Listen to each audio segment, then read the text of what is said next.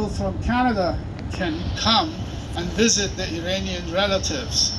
So the Iranian parents, just imagine that your son or daughter is going to school in this country, either graduate, PhD, Master Science, Engineering, and anything else, and you cannot visit them, you cannot see them, they cannot see the relatives, they cannot see the children of relatives, and they all have to travel to Canada, and then you go there to see them until 7 o'clock when the park closes.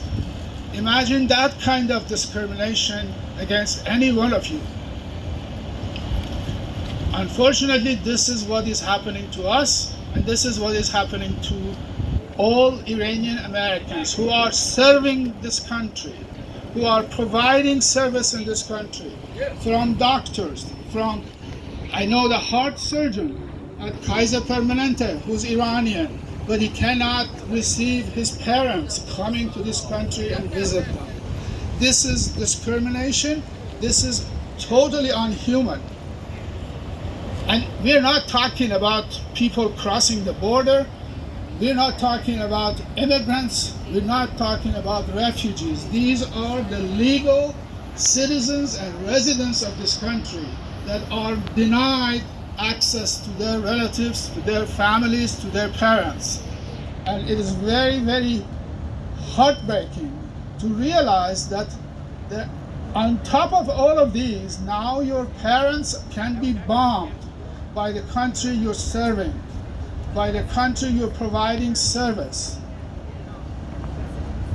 I don't know how many of you have relatives outside the United States.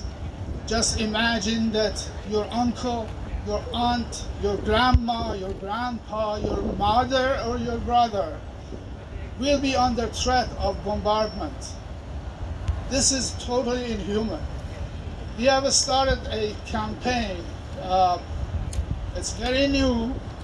We're still trying to develop the website for it, but it is basically designed over the pledge to resistance that happened in 1980s.